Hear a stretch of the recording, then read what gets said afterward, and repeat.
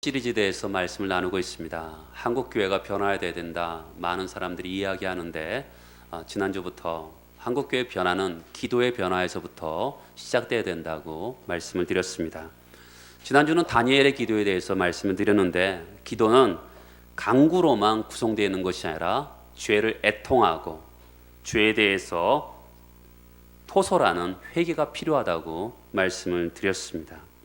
기도의 가장 중요한 요소 중에 하나는 애통하는 회개와 죄를 자백하는 그런 기도인 것입니다. 오늘부터 같이 나눌 에베소 말씀은 바로 이 감사 기도에 대해서 나오고 있습니다. 1장 16절에서 보면 내가 기도할 때 기억하며 너희로 말미암아 감사하기를 그치지 아니하고라고 합니다.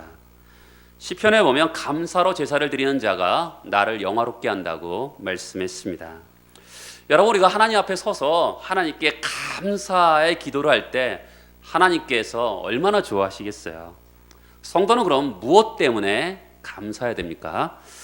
오늘 15절과 16절에 보면 이 말미암아라는 단어가 두 번 나옵니다. 15절에 이로 말미암아, 16절에 너희로 말미암아라는 두 가지 단어가 통해서 이 두 가지를 감사하고 있는 것을 볼 수가 있어요. 첫 번째 이로 말미암아, 이것은 3절부터 14절까지 10절에 걸쳐서 우리는 이게 절절마다 이렇게 끊어져 있지만 이 헬라어 단어를 보면 마침표 없이 쭉 한 절로 이렇게 구성되어 있는 것을 볼 수가 있습니다. 주로 무슨 내용을 다루고 있냐면 성부, 성자, 성령 하나님께서 우리에게 베풀어 주신 구원과 사랑에 대해서 이 이야기를 하고 있는 것이죠. 그러면 사도 바울이 3절부터 14절까지 드디어 마침표를 딱 찍고서 이어서 15절에 이로 말미암아 이렇게 기도를 시작하고 있는데 이로 말미암아 감사하고 있어요. 뭘 감사하고 있습니까? 하나님께서 우리에게 베풀어 주신 구원과 구원으로 이루어지는 이 복됨에 대해서 감사하고 있다는 것을 알 수가 있습니다. 또한 두 번째로 너희로 말미암아 감사하고 있어요. 놀랍게도 자신을 위해서 나에게 베풀어 주신 수많은 것들에 대해서 감사하는 것이 아니라 너희로 말미암아 감사하고 있다는 것이 굉장히 중요합니다. 15절에서 보면 너희 믿음과 모든 성도를 향한 사랑을 듣고, 그러니까 믿음이 있는데 믿음을 통해서 만들어내는 삶이 있는데 그것이 사랑이 나타난 거예요. 그 소문을 듣게 되니까 너희로 말미암아 감사하게 되었다라고 이야기하고 있는 것이죠.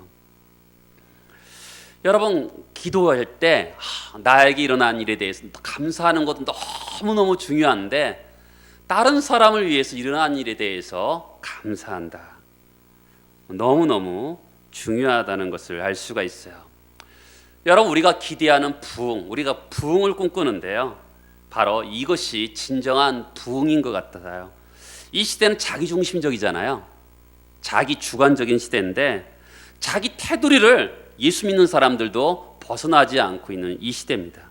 그런데 우리는 달라야 되는데 바로 나에게 일어나는 일에 대해서 감사할 뿐만 아니라 다른 사람들이 일어나는 일들에 대해서 감사하는데 어떻게 해요? 한 번만 감사하는 게 아니라 16절에 보면 감사하기를 그치지 않는다라고 이야기하고 있어요.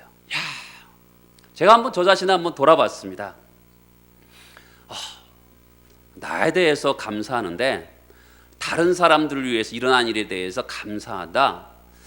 보통 한 번 정도는 할 수 있을 것 같아요. 그런데 그 사람을 생각하면서 그 사람이 일어난 일들에 대해서 그 사람이 믿음 주심과 믿음으로 말미암는 사랑의 삶이 나타난 것에 대해서 내가 계속적으로 감사하고 있나? 한 번 정도는 하지만 감사를 그치지 않았다. 이런 표현까지 하기는 어려울 것 같아요. 또한 이렇게 생각해 봤습니다. 내가 유명해진 거는 감사할 수 있고 우리 자식이 잘 된 거 감사할 수 있고 우리 교회가 부흥하는 거 감사할 수 있는데 지금 다른 사람들의 일어난 일에 대해 감사하는 거잖아요. 나보다 다른 목사님이 유명해지고 우리 교회보다 다른 교회가 더 커지고 우리 자식보다 남의 자식이 더 훌륭해지는 것을 가지고 내가 감사할 수 있을까? 그것도 한 번도 아니고 감사를 그치지 아니하고 기도할 때마다 할 수 있을까? 한번 생각해 봤습니다. 그런데 이 사도 바울은 그렇게 이로 말미암아 하나님께서 나에게 베풀어 주신 구원과 구원으로 말미암아 복됨에 대해서 감사할 뿐만 아니라 다른 사람들에게 일어난 일들에 대해서 감사를 그치지 않는다. 한 번도 아니고 계속적으로 기도하고 있다는 것입니다. 나 한 사람뿐만 아니라 나와 가까운 사람, 아니 목장에서 일어나는 수많은 사람들, 나와 관계된 사람뿐만 아니라 좀 멀리서 들리는 정말 하나님의 백성들이 점점 많아진다는 선교지에서 들리는 그런 소식에 대해서 감격하면서 그런 기도가 쏟아져야 된다는 것이죠. 우리가 지난주부터 바른 기도에 대해서 배우고 있잖아요. 그냥 내가 그냥 하고 싶어하는 강구의 소리만 외치는 그런 기도가 아니라 성경이 말하는 바른 기도에 대해서 우리가 배우고 있잖아요. 그럼 성경이 말하는 바른 기도는 뭐냐면 다른 사람을 위해서 일어난 일, 좋은 일들에 대해서 감사를 그치지 않는 것을 우리가 배워야 된다. 성경은 말씀하고 있는 것이죠. 또한 감사와 함께 무엇을 기도하고 있습니까? 기도의 내용이 이렇습니다. 17절에 보면 우리 주 예수 그리스도의 하나님 영광의 아버지께서 지혜와 계시의 영을 너에게 주사 하나님을 알게 하시고, 우리가 기도할 때 가장 먼저 해야 된다는 것이 지난주에 배웠죠. 하나님을 향한 부름입니다. 우리 주 예수 그리스도의 하나님 영광의 아버지시여 하면서 기도의 제목을 이어가고 있는 것이죠. 하나님은 영광의 하나님이십니다. 인간의 아버지는 아무리 사랑이 많아도 줄 수 있는 게 한계가 있어요. 그 시간과 공간이 한계가 있는데 하나님은 부유하신 하나님, 영광의 하나님이시기 때문에 우리가 구하는 것을 능히 주실 수 있는 그런 분이시죠. 그러면서 하나님을 부른 다음에 이어서 첫 번째 기도의 제목이 나오고 있는데 그게 뭐냐면 17절 맨 하반절 보면 하나님을 알게 하시고라는 것입니다. 여러분, 에베소 교회 성도들이 하나님을 알고 있습니까? 모르고 있습니까? 알고 있죠. 그렇죠? 지금 3절부터 14절까지 하나님을 알고 있는 백성들이었습니다. 그런데 지금 알고 있는 백성들을 위해서 첫 번째 기도 제목이 뭐냐면 하나님을 알게 하시고라고 하고 있는 것이죠. 여러분과 저의 첫 번째 기도 제목도 이와 같이 똑같아야 됩니다. 하나님을 알게 하소서. 지금 하나님을 전혀 모르는 사람들에게 알게 하는 것이 아니라 주를 알고 있는데 더 많이, 더 깊게, 더 온전히, 더 제대로 알 수 있도록 해달라고 기도하는 것이죠. 우리 평생에 죽을 때까지 첫 번째 기도 제목으로 삼기에 손색이 없는 그런 기도 제목인 것입니다. 우리가 기도의 내용을 볼 때, 기도의 순서를 볼 때 우리는 보통 제가 여러분들에게 보통 기도를 가르쳐 줄 때 기도의 손을 가르쳐 줍니다. 첫 번째 엄지손, 하나님 아버지, 엄마는 고맙지요, 감사합니다. 이 손은 제일 긴 손이기 때문에 나의 손이에요. 나는 잘못할 때가 많아요. 죄를 회개하고 반지 끼는 손이지요. 약속에 하나님이 기도하면 들어주신다 하셨어요. 간구합니다. 예수 그리스도 이름으로 기도합니다. 이 기도의 손을 가르쳐 주는데 우리가 보통 기도의 형식 가운데 속에서 가장 많이 하는 게 뭘까요? 주시옵소서 그런 거거든요. 근데 우리가 뭘 달라고 그럴까요? 우리 보통 기도는 문제 해결을 위해서 기도합니다. 주로 문제 해결을 위해서 기도하죠. 그런데 오늘 성경은 뭘 위해서 기도하냐면 하나님을 알게 하시고라고 기도하고 있어요. 여러분, 기도의 목적이 뭐예요? 하나님을 알게 하시고라는 거예요. 우리는 보통 기도의 목적이 뭡니까? 나에게 필요한 것들, 나에게 어려운 것들, 꼭 있어야 될 것들을 하나님께 아뢰서 그것을 달래는 것이 기도의 목적이라고 생각하고 있는데 오늘 사도 바울이 우리에게 배워야 될 기도회를 가르쳐주고 있는데, 기도의 목적이 하나님을 알게 하시고라는 것이죠. 여러분, 우리가 종종 어렸을 때부터 기도원에 가면 배우는 게 있습니다. 여러분들이 지금 기도의 제목이 있는데 그것을 다 내려놓으세요. 그리고 하나님을 만나시기 바랍니다. 항상 기도원에서 그렇게 가르쳐줍니다. 왜 그러냐면, 하나님을 목적을 삼고 하나님을 알게 되면 그 선물로 문제가 해결되는 것이죠. 그렇죠? 여러분, 대통령을 알면 어떻게 합니까? 대통령이 선물을 줄 수 있는 게 이 세상 아니겠습니까? 그러니까 하나님을 알면 우리가 진정한 문제 해결을 할 수 있는 거죠. 여러분, 저는 강로중앙교회에서 담임 목사한 지 벌써 12년이 넘었어요. 제가 성경을 연구하고 있는데 에베소 말씀도 제가 이렇게 굉장히 많이 전한 것 같습니다. 그런데 어느 정도 준비하다가 어느 정도 옛날에 했으니까 잘할 수 있겠다 했는데 해볼수록 어려운 것 같아요. 성경은 마스터했다라고 하기가 어려운 것 같습니다. 성경은 열 때마다 아주 독특하고 영광스러운 책인 것을 알게 돼요. 근데 하나님을 알게 하시고, 여러분, 동정녀 마리아가 나는 남자를 알지 못합니다라고 하는 것은 남자와 성적인 관계를 가진 적이 없습니다라는 것이죠.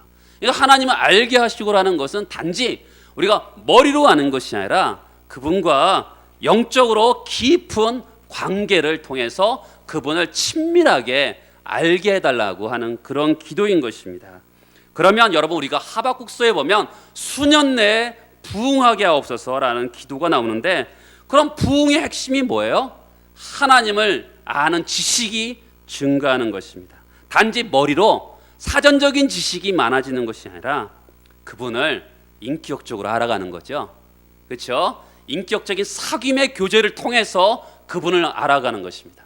여러분이 저를 안다 하면 강릉중앙교회 담임 목사, 피상적으로 아는 것이 아니라 깊은 교제를 갖다 보면 서로 알게 되는 것이 있잖아요. 그런 것처럼 하나님을 알게 하시고 인격적인 교제를 통해서 아는 건데, 여러분, 이 시대의 부흥을 경험하기 위해서는 하나님을 깊이 알아야지만이, 정말 그분의 사랑을 알고 그분의 높이와 너비를 알고, 그렇다 그러면 우리 진정한 이 시대의 부흥을 경험할 수 있게 될 줄 믿습니다. 여러분, 우리가 수년 내 부흥시켜달라고 사모한다면 우리 영혼에 하나님 아는 지식이 더 풍성히, 더 인격적으로 친밀하게 해달라고 기도해야 되는 것이죠. 그리고 하나님을 아는 목적, 기도의 목적이 하나님을 아는 것인데, 그 하나님을 아는 방법에 대해서도 두 가지로 제시하고 있어요. 그것은 17절에 지혜와 계시의 영입니다. 지혜와 계시의 영을 주사 하나님을 알게 해달라고 기도하고 있는 것이죠. 영국의 위대한 정치가가 윌리엄 윌버포스가 있습니다. 그 사람은 영국의 노예 해방을 일으켰던 정치가였어요. 그의 친구였던 그 당시 영국 수상이 윌리엄 피트라는 사람이었는데, 그 사람은 학문적으로는 굉장히 좋은 사람이고 그러나 형식적인 신앙인이었습니다. 이 두 사람이 어느 날 그 당시 가장 유명한 세실 목사님의 설교를 듣게 되었습니다. 윌리엄 윌버포스는 지금까지 들었던 설교 중에서 가장 성령 충만한 설교를 들었다, 이렇게 고백하게 되는데, 영국 수상이었던 형식적인 그리스도인이면서 지식이 풍성했던 그 사람은 도대체 내가 알아들으려고 그렇게 애를 썼는데 정말 목사님 무슨 말씀하시는지 도대체 모르겠다고 하는 것이죠. 왜 그랬을까요? 사람이 지식이 많아서 똑똑해서 하나님 말씀을 알아듣는 게 아닙니다. 지혜와 계시의 영을 주셔야지만이 하나님을 알게 되는 것을 우리가 알 수 있는 것이죠. 성경에서 보면 이게 굉장히 중요한 거예요. 하나님을 아는 일에서 가장 역사하는 게 뭡니까? 성령 하나님이십니다. 성령 하나님이 우리에게 지혜와 계시의 영을 부어주셔야지만이 말씀을 밝혀주실 때 우리가 하나님을 알게 되는 것이죠. 그러니까 우리가 막연하게 그냥 하나님 알게 해주세요 이렇게 기도하는 것이 아니라, 하나님 지혜와 계시의 영을 부어주셔서 하나님을 알게 주옵소서, 이렇게 기도해야 되는 것이죠. 여러분, 또한 성령이 주시는 지혜와 계시를 따라 하나님을 아는 지식이 우리에게 임할 때 그게 진정한 부흥입니다. 여러분, 교회가 부흥을 얘기하는데 진정한 부흥이 뭐겠어요?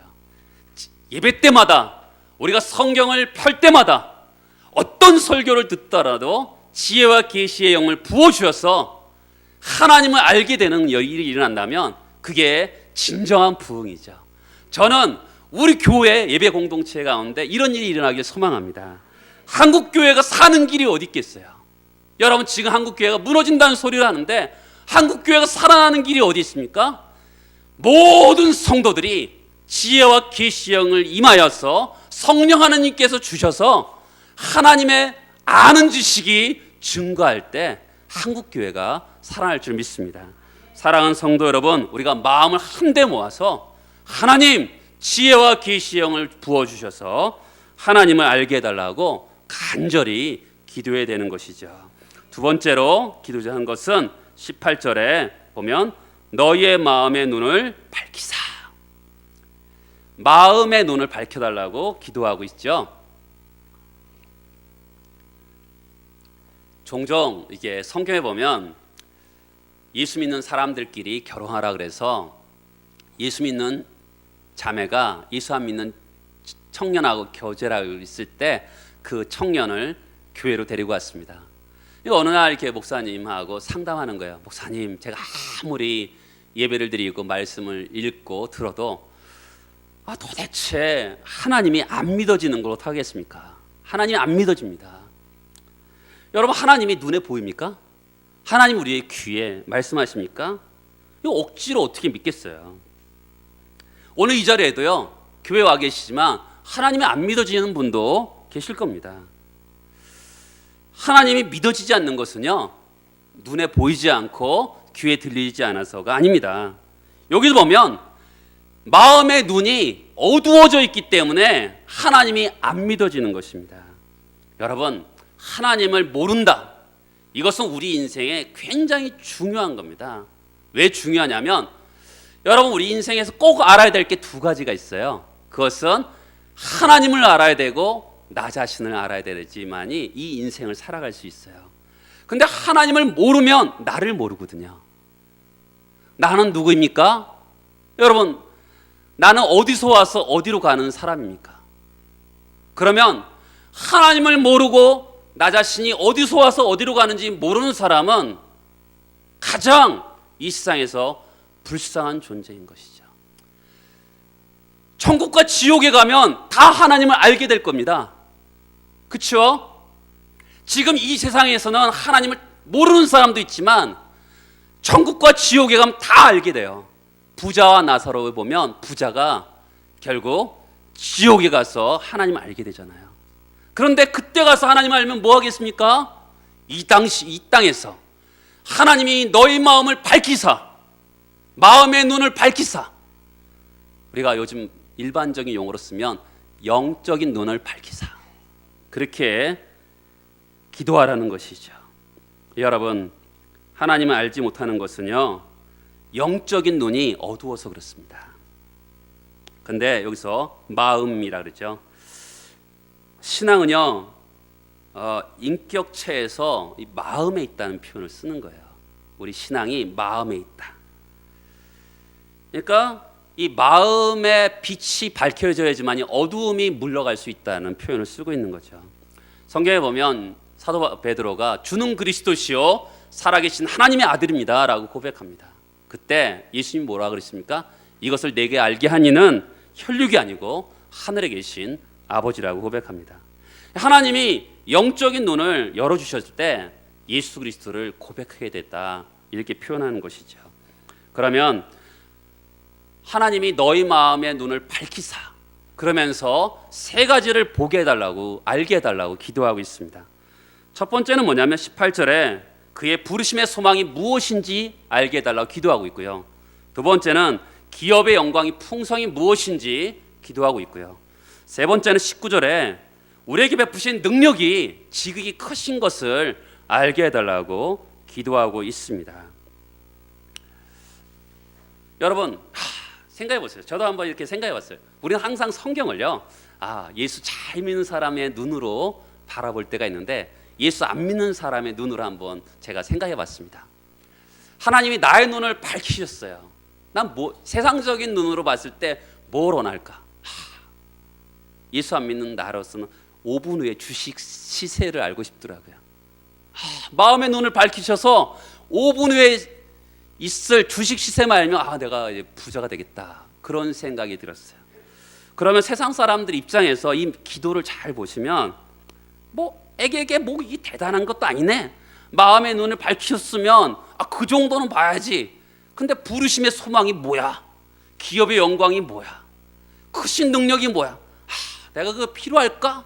이런 생각을 하게 됐어요. 근데 왜 그럴까요? 우리가 물질로 인해서, 세상으로 인해서, 욕심으로 인해서 영적인 눈이 어두워지어 있다 보니까 이 진정한 기도를 깨달을 수 없는 거죠. 제가 여러분들과 말씀드리죠. 이 기도를 배우는 것이다. 너희 마음을 밝히사. 첫 번째 보게 되는 게 뭡니까? 부르심의 소망이 무엇인지를 강구했어요. 부르심의 소망은 두 가지 형태인데요. 주관적인 부르심과 객관적인 부르심이 있어요. 부르심은 모든 진실한 성도들은요, 객관적인 부르심이 있습니다. 성경에 보면 우리가 알거니와 하나님을 사랑하는 자, 곧 그의 뜻대로 부르심을 입은 자들에게는 모든 것이 합력하여 선을 이룬다고 했습니다. 하나님 우리를 사랑하셨기 때문에 부르셨다 했어요. 선을 이루기 위해서 부르셨다고 했습니다. 여러분들이 그냥 여기 있는 게 아니라 불러서 하나님께서 이 자리에 있게 하신 줄 믿습니다. 여러분, 한 번 부르시고 끝나는 것이 아니라 끝까지 책임지십니다. 로마서 8장 29절에 보면 미리 구원의 5단계에 대해서 제가 말씀드렸죠. 미리 아신 자들을, 그리고 미리 정하시고, 그리고 부르시고 의롭다 하시고 영화롭게 하셨다. 이렇게 부름의 구원의 5단계에 대해서 같이 말씀을 나눈 적이 있습니다. 여러분, 이 모든 것의 시작이 뭐예요? 부르심에 있습니다. 하나님은 아무나 부르시지 않고 미리 아시고 정하신 자들을 부르시죠. 그리고 뭐라고 그러시냐면, 부르신 다음에 어쩔 때 보면 내가 생각해도 그럴 때가 있어요. 내가 아주 너무 강적이다. 어떤 사람들을 키우다 보면 포기하고 싶은 사람들이 있을 수 있잖아요. 그런 것처럼 어쩔 때 보면 내가 생각해도 강적일 때가 있어요. 장서봐, 내가 보기에 너 하나님 보시기에 나를 봤을 때 너 참 강적이다. 내가 너한테 쓰는 시간과 힘을 이제 그만 쓰고 싶고 다른 사람한테 쓰면 다른 사람이 훨씬 더 잘 클 것 같다. 이러시면서 옮겨가시는 게 아니라는 거죠. 이 부르심의 소망이라는 게 뭐냐면, 하나님이 우리가 혹시 넘어지고 자빠진다 하더라도 우리 자신도 실수하고 우리 자신도 나를 보더라도 실망스러운데 하나님이 끝까지 책임지시고 영화롭게 티나 주름 잡힌 것이나 흠도 없이 하나님 앞에 설 수 있도록 우리를 그렇게 불러서 책임지고 이끌어 가신다는 거죠. 이 부르심의 소망이라는 것은 우리를 절대로 실망시키지 않는 겁니다. 우리 기도할 때 하나님 나의 눈을 밝히셔서 부르심의 소망이 무엇인지 알기 원합니다. 그러면 어떻게 하겠어요? 자빠질 때가 있죠. 넘어질 때가 있죠. 나도 나 자신을 포기하고 싶을 때가 많아요. 그런데 하나님이 부르심의 소망, 객관적인 부르심이 있거든요. 그분이 나를 하나님 앞에서 점이나 티나 흠이 없이 쓸 수 있도록 나를 그렇게 이끌어 가실 것이다. 그것을 눈이 밝아져서 알기를 원한다는 거죠. 그 다음에 주관적인 부르심의 소망도 있어요. 저를 하나님 목회자로 부르실 때 저는 분명히 깨달았습니다. 하나님 나를 부르신다. 이런 것처럼 이 땅에 우리가 왜 태어났는지 깨닫는 거죠. 어떤 분들은 하나의 남편으로서, 한 여자의 한 남편의 아내로서, 그리고 한 아이의 아버지 어머니로서 어떻게 보면 그런 평범해 보이는 삶으로 우리를 부르실 수도 있습니다. 그 가운데 속에서 하나님의 독특한 어떤 부르심이 있을 수 있습니다. 무엇인가 훌륭해 보이는 그런 부르심이 아닐 수 있지만, 그러나 하나님은 우리를 목적 없이 이 땅에 부르시지 않으셨습니다. 나를 어디에 부르셨고 무엇을 위해 부르시는지 우리는 많은 그리스도인들이 그걸 모르고 살거든요. 지금 너희 마음에 눈을 밝히사 부르심의 소망이 무엇인지, 이 땅에 왜 태어났는지, 이 땅에 어디서 살아야 되는지, 무엇을 위해 살아야 되는지 그것을 알게 해달라고 기도하는 것이죠. 여러분, 우리는 그래서 종종 막연하게 그냥 착하게 살면 되지 않을까, 이런 생각을 합니다. 근데 여러분, 옛날에 믿음의 선배들은 항상 이런 말씀했습니다. 최선의 가장 원수는 차선이라는 것이죠. 하나님이 우리를 분명한 부르신 목적이 있는데 그 목적을 위해 살지 않고 막연하게 그냥 착하게 살고 그렇게 사는 것은 저도 원하지 않습니다. 막연하게 남들에게 존경받는 삶, 그런 거 말고요. 남들이 알아주든 못 알아주든 관계없이 그냥 평범하게 살든 도드라지게 살든 상관없이 하나님의 부르심의 소망이 무엇인지 알고서 섬기는 그런 사람이 되기를 기도하고 있는 것이죠. 또한 마음의 눈이 밝아서 두 번째는 기업의 영광이 풍성함을 알게 해달라고 기도하고 있어요. 이 기업이라는 것은 여러 가지 뜻이 있죠. 예수 그리스도와 함께 누릴 영광을 얘기합니다. 이것을 이렇게 여러 가지로 나눌 수 있는데, 그것은 하나는 하나님 나라죠. 저 하늘에는 눈물이 없네. 이 찬송만 부르면 눈물이 나라 그래. 그러니까 하나님 나라는 고통도 없고요, 눈물도 없고, 그렇죠? 그 하나님 나라는 슬픔도 없고요, 그 하나님 나라는 고통은 모두 다 사라져버리고 영광만 가득 차겠네, 그러잖아요. 그게 얼마나 좋습니까? 이 하나님 나라, 눈물도 없고 슬픔도 없고 평화로운 그 하나님 나라의 그 영광스러움을 알도록 해달라는 거죠. 두 번째, 이 기업은 우리 몸이 영광스러운 몸으로 변한다는 겁니다. 예수 그리스도의 몸처럼 신령한 몸으로 변한다는 것이죠. 세 번째, 기업은 상급이죠. 하나님을 믿음으로 나아가면 반드시 상을 주신다는 거죠. 그러니까 우리가 어떻게 합니까? 이 땅에서 얼마든지 주를 위해서 희생할 수 있는 거죠. 기업의 영광이 풍성함을 알기 때문에 이 땅에 주를 위해서 아낌없이 희생할 수 있는 것은 그 영광의 풍성함을 알기 때문에 그런 것이죠. 그리고 복락이 있습니다. 하늘나라에는 쉼이 있고 행복이 있는 것이죠. 여러분, 그래서 신앙은 어떻게 보면 이 땅에 무엇을 남기고 무엇을 하느냐보다 저 세상에 있는 기업의 영광스러운 풍성함을 알고 하나님 앞에 내가 어떤 모습으로 쓸 것인지 생각하면서 이 땅을 살아가는 거죠. 우리가 마음의 눈을 밝히면 저 기업의 땅이 보이는 거예요. 그렇죠? 그러면서 이 땅을 살아갈 수 있을 때 얼마나 그 사람이 힘있게 살아갈 수 있는 것입니까? 또한 세 번째, 마음의 눈이 밝으면 어떻게 합니까? 우리에게 베푸신 능력의 지기 크심을 알게 해달라고 기도하고 있습니다. 저를 보시겠어요? 자, 마음의 눈이 밝아서 부르심의 소망. 부르심의 소망은 뭐예요? 처음이죠, 처음. 그 다음에 기업의 영광이 뭡니까? 마지막이죠. 이 가운데 우리가 사는데 주님의 크신, 우리에게 베푸신 능력이 크심을 알게 해달라고.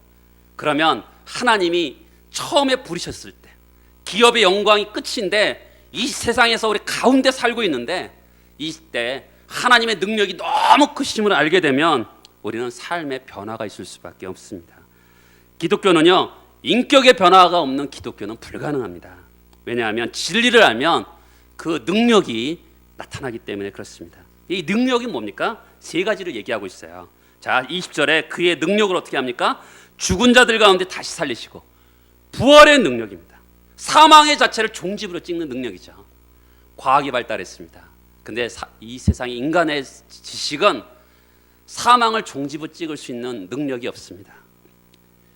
여러분과 저 안에 예수 그리스도를 일으킨 부활의 능력이 있는 것이죠. 여러분, 우리가 그걸 모르고 산다면, 자기 능력만 살면, 능력을 갖고 살면 낙심할 수밖에 없어요. 근데 하나님이 우리에게, 우리 안에 이 부활의 능력을 주신 것을 알게 해달라는 것이죠. 지극히 크신 능력을 아는데 첫 번째는 부활의 능력이 내 힘이 아니라 하나님이 주신 그 부활의 능력이 사망을 종지부짓고 죄를 파멸시킨 그 부활의 능력이 우리 안에 역사하고 있음을 알게 해달라고 기도한 거죠. 두 번째는 어떤 능력입니까? 바로 20절과 21절과 22절에 걸쳐 나오는 건데 세 단어입니다. 따라서 해보시겠어요? 오른편, 안치사, 발 아래. 그렇죠. 이 단어만 기억하면 됩니다. 그러면 이 단어를 조합해 보면 예수 그리스도가 최고의 통치권자라는 것을 알 수가 있습니다. 오른편에 앉히셨는데 모든 만물을 발 아래 두었다. 최고 통치권자죠. 그리고 우리가 그 능력을 알면 아, 예수 그리스도가 최고의 통치권자구나 라는 것을 안다 그러면 우리 삶에 어떤 일이 일어날까요? 우리는 성공할 때도 있고 실패할 때도 있습니다. 절망할 때도 있습니다. 그러나 그 가운데 속에서 하나님이 다스리고 계시다라는 것을 안다 그러면 절망에서 일어날 수 있는 것이죠. 그렇죠? 내가 어려움이 있는데, 나에게 아픔이 있는데, 그러나 이 가운데 속에서도 하나님이 나를 다스리고 계시다. 그걸 안다면 우리를 일어나게 할 수 있는 거죠. 세 번째는 바로 이겁니다. 22절에 교회의 머리로 삼으셨느냐라는 거예요. 근데 이 단어가 크신 능력이 바로 부활의 능력과 이 세상을 다스리는 최고 통수권자이신 그분의 능력이 어디를 위해서 있냐면 교회를 위해서 있다는 거죠. 교회는 뭡니까? 저와 또 여러분입니다. 그 능력이 저와 여러분을 위해서 사용하도록 하나님께서 그 아들을 교회의 머리로 삼아 주셨다는 겁니다. 지금 시대는 교회가 비난받는 시대에 살고 있습니다. 어떻게 보면 이러다가 교회가 망하지 않을까 이런 생각이 들 때도 사실 있습니다. 그런데 이 세상의 비난의 손가락을 우리는 겸허히 받아들일 필요가 있습니다. 그럼에도 불구하고 우리는 하나님에 대한 견고한 믿음을 잃어서는 안 되는 것이죠. 여러분, 이 교회를 위해서 하나님이 모든 권세와 능력을 그 아들 하나님에게 위해서 주셨다는 거죠. 그 권세를 교회를 위해서 사용하도록 주셨다는 겁니다. 여러분, 이래서 얼마나 좋은지 모릅니다. 우리가 오늘 기도해야 돼요. 하나님 알되 하나님 부르심의 소망이 무엇인지 알기를 원합니다.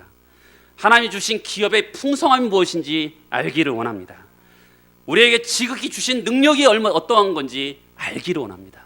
여러분, 우리가 산에 올라가면 이렇게 먼 미래를 바라보면서 참 좋을 때가 있잖아요. 그런 것처럼 모세를 하나님이 죽기 전에 느보산에 올라가게 하십니다. 느보산에서 가나안 땅을 바라보고 그가 죽습니다. 그런 것처럼 우리가 오늘 기도를 통해서 어떻게 합니까? 하나님을 아는데 지혜와 계시의 영을 부어주사 알게 하시고, 너희 마음의 눈을 밝혔는데 부르심의 소망이 무엇인지 알고, 기업의 영광이 풍성함이 무엇인지 알고, 우리에게 베푸신 지극한 큰 능력이 무엇인지 안다면 우리가 높은 산에 올라가는 것처럼 성경의 위에 올라타서 우리가 이것을 볼 수 있다 그러면 이 세상을 어떻게 살 수 있을까요?